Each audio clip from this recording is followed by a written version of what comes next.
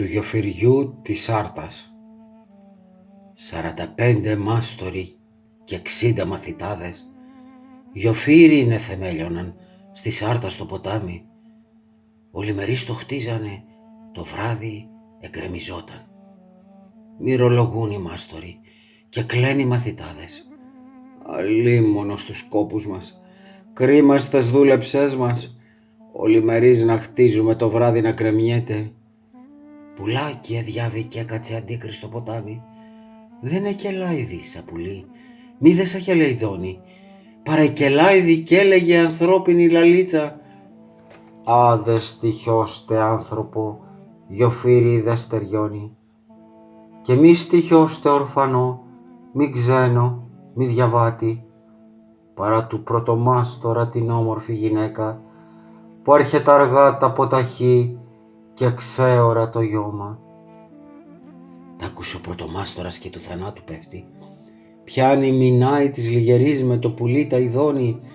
Αργά ντυθεί, αργά λαχτεί, αργά να πάει το γιώμα, αργά να πάει και να διαβεί τη Σάρτα στο γιοφύρι. Και το πουλί παράκουσε κι αλλιώς έπηγε κι είπε: «Γοργά ντύσου, γοργά άλλαξε, γοργά να πας στο γιώμα, γοργά να πας και να διαβείς τη Σάρτα στο γιοφύρι». Νάτινε και ξανάφανεν από την άσπρη στράτα.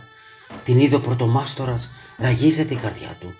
Από μακριά τους χαιρετά και από κοντά τους λέει: «Γεια σας, χαρά σας μάστοροι και εσείς οι μαθητάδες». Μα τι έχει ο πρωτομάστορας κι είναι βαργομισμένος.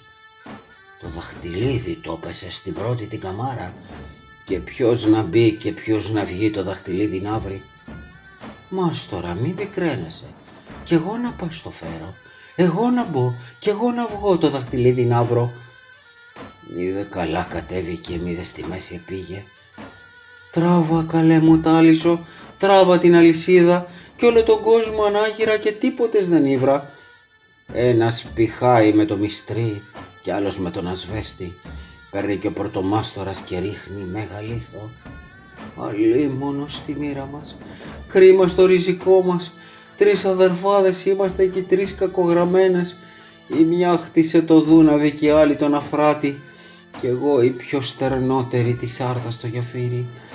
Ως τρέμει το καριόφυλλο να τρέμει το γιοφύρι, και ως πέφτουν τα δεντρόφυλλα να πέφτουν οι διαβάτες. «Κόρη, το λόγο άλλαξε κι άλλη κατάρα δώσε, που έχεις μονάκριβο αδερφό μιλάχει και περάσει». Κι αυτή το λόγο άλλαξε κι άλλη κατάρα δίνει.